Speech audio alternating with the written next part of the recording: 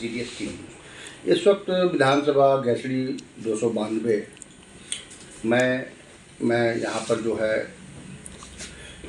गणेशपुर में हमारे साथ में एक माने जाने जो पचपड़वा ब्लॉक के ब्लॉक प्रमुख इस वक्त मौजूदा मनोज तिवारी जी हमारे साथ मौजूद हैं। हमारे टीवी चैनल के माध्यम से आज इनसे हम पूछते हैं कि भारतीय जनता पार्टी का अभी तक हमारे यहाँ जो है क्या योगदान रहा और भारतीय जनता पार्टी किस तरीके से कार्य कर रही है और भारतीय जनता पार्टी के प्रति इनका कैसा लगा। सर, हमारे टीवी चैनल में आपका बहुत बहुत स्वागत है। बहुत बहुत धन्यवाद आपको। सर, ये बताइए कि जो भारतीय जनता पार्टी लगातार कार्य पे कार्य कर रही है उसके बारे में कुछ आप भारतीय जनता पार्टी के बारे में बताइए। आप जैसा कि सभी पूरे देशवासी जानते हैं कि 2014 में हमारे देश में भारतीय जनता पार्टी की सरकार बनने के बाद हमारे देश के प्रधानमंत्री नरेंद्र मोदी जी ने जिस प्रकार से विकास की रूपरेखा तय की, जितना उन्होंने कहा था वो करने का प्रयास कर रहे हैं और अब विकास दिखाई भी पड़ रहा है। इसी प्रकार से उत्तर प्रदेश के अंदर 2017 में जब से हमारी सरकार बनी है, हमारे पूज्य मुख्यमंत्री योगी आदित्यनाथ जी, जैसा कि आप सभी लोग जानते हैं कि वो जो कहते हैं वो करते हैं। आपने देखा होगा कि पूरे प्रदेश के अंदर जो हमारी सरकार बनी वो आज बड़ी बड़ी सड़कें जो आपको दिखाई पड़ रही हैं, उस आज आप रेल लाइन को देख लीजिए, सारी रेल लाइन को चौड़ीकरण करके डबल करके अच्छी रेल की व्यवस्था की गई है। आज हर क्षेत्र में, चाहे हमारा रोड का हो, चाहे रेल का हो, चाहे दुनिया की सबसे बड़ी खाद्यान्न योजना ला करके हर गरीब के घर तक चूल्हा जलाने का काम, खाद्यान्न पहुँचाने का काम हमारी सरकार कर रही है। दुनिया की सबसे बड़ी योजना आप जानते हैं पूरे वर्ल्ड में कोई नहीं कर पाया, आयुष्मान कार्ड बना करके हमारे मोदी जी ने हर देशवासी के स्वास्थ्य बीमा दे करके सबके भविष्य को सुरक्षित करने का काम किया। इसी प्रकार से उज्ज्वला योजना के अंतर्गत आप लोग जानते हैं 10 करोड़ से ज़्यादा परिवारों को निःशुल्क गैस कनेक्शन दे करके आज सभी घरों में चूल्हा पहुँचाने का काम हमारी सरकार ने किया है। अगर आप चर्चा करेंगे तो कोई सा क्षेत्र आपको नहीं मिलेगा, चाहे किसान सम्मान निधि देख लीजिए। आप सभी लोग जानते हैं कि किसान सम्मान निधि देखने में छोटी राशि हो सकती है, लेकिन आप जानते होंगे कि कौन हमारे ऐसे गरीब किसान थे जिनको उसकी आवश्यकता थी।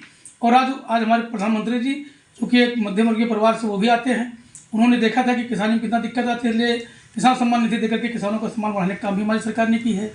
इसी प्रकार से बॉर्डर पर हमारे जो सैनिक काम करते हैं, हमारी सरकार बनने के बाद आप जानते हैं उसकी पूर्ववर्ती सरकार जब कांग्रेस की सरकार थी, सैनिकों को किसी भी प्रकार की आज़ादी नहीं थी। आज हमारी सरकार ने उनको भी पूर्ण रूप से छोड़ दे रखा है। अगर कोई विदेशी आक्रांता या दुश्मन हमारा एक गोली चलाता है तो हमारे सैनिक 10 गोली चलाने की हिम्मत रखते हैं। और दुनिया में आज हमारे सामने कोई किसी भी क्षेत्र में दुनिया के कोई भी प्रोफेशनल सैनिक हमारे सैनिक के सामने कहीं नहीं टिकते हैं। जैसे कि पहलगाम को ले लीजिए, पहलगाम में हमला हुआ, लोग नाम पूछ के गोली मारे, जैसे पूछे कि आप किस बिरादरी के हैं, तो अगर वो हिंदू के हैं तो मतलब लगातार तो फायरिंग कर दिए। पहलगाम में जिस तरीके से हमारे उत्तर प्रदेश के प्रधानमंत्री, हमारे उत्तर प्रदेश जो मुख्यमंत्री जी हैं और हमारे भारत के जो प्रधानमंत्री हैं, इस तरीके से लगातार कार्रवाइयाँ पाकिस्तान के ऊपर कर रहे हैं, उसके बारे में कुछ बताइए। देखिए, आप सभी लोग जानते हैं कि हमारा देश इसमें बहुत मजबूत है। दुनिया में भी कोई देश लड़ने की स्थिति नहीं है, लेकिन उसके बाद भी जो पाकिस्तान में कुछ आतंकवादी हैं और उसके पीछे जो उनको संरक्षण देने वाली सरकारें वहाँ की काम कर रही हैं, उनका अपना, उनके पास तो कुछ है नहीं। आप जानते हैं कि आज उनकी स्थिति क्या है, भूख से मर रहे हैं, क्योंकि हमारा देश भारत बहुत तेज़ी से विकसित होने की तरफ अग्रसर है। इसी को देख करके ये जो मानवता के दुश्मन हैं, वो जाग पूछ करके जिन लोगों ने भी गोलियाँ चलाई, उनका एक ही सपना है कि हिंदुस्तान के अंदर जो भी हमारे हिंदू मुसलमान एक परिवार की तरह रहते हैं, उसमें विघटन डाल करके हमारे देश को कमज़ोर किया जाए। लेकिन आप सभी लोग जानते हैं कि हमारे देश में हो नहीं सकता, अपने मंसूबे में कामयाब नहीं होंगे। और हमारे प्रधानमंत्री जी ने कहा है, एक जो भी जिन लोगों ने भी ये दुस्साहस किया है उनको उसी प्रकार से बहुत जल्द जवाब मिलेगा। और मोदी जी जो कहते हैं वो करते हैं। हमारे पूरे देश के सभी नागरिक इस भरोसे के साथ ही उनको दोबारा सरकार में लाए हैं। आपको रिजल्ट तुरंत दिखाई पड़ेगा। जिन लोगों ने भी दुष्कर्म किया है हमारे नागरिकों को मारने का, उसका दुष्परिणाम उनको भुगतना ही पड़ेगा।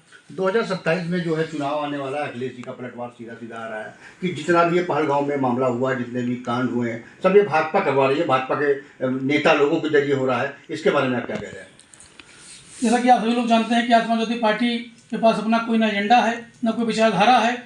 इस प्रकार के थोथले आरोप लगा करके वो मुख्य मुद्दे को भटकाना चाह रहे हैं, क्योंकि उन्होंने ही जब भी कभी आतंकवाद की बात है, आतंकवादियों को पनाह देने का काम आप लोग जानते हैं कि इस सभा की सरकार में हमेशा हुआ है। जितने भी आतंकवादी पकड़े गए सबको छोड़ने का काम उन्होंने किया था। आज वो किस मुख से ये हमारे ऊपर आरोप लगा रहे हैं हम इसको जानते नहीं। ये देश की सुरक्षा की बात है।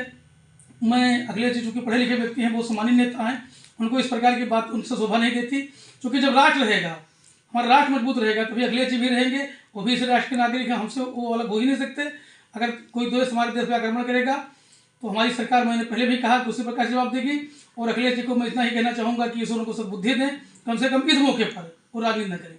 यहाँ पर देखिए कि हमारे साथ जो मनोज तिवारी जी ब्लॉक प्रमुख जी पचपड़वा के बैठे हुए हैं, इनका कहना है कि भारतीय जनता पार्टी लगातार अग्रसर है और आने वाले 2027 में भी भारतीय जनता पार्टी का ही झंडा लहराएगा। और यहाँ पर देखिए गणेशपुर में ये विकास का कार्य इस तरीके से यहाँ पर इन्होंने कर रखा है कि जगह जगह गली गली में देखिए कि हर रोड जो है पूरा अच्छी तरीके से यहाँ पर सुसज्जित है और अच्छे तरीके से सजाया गया है। सारे रोडों का निर्माण सही तरीके से इनके द्वारा किया गया है। मैं CDS TV news MD Anees.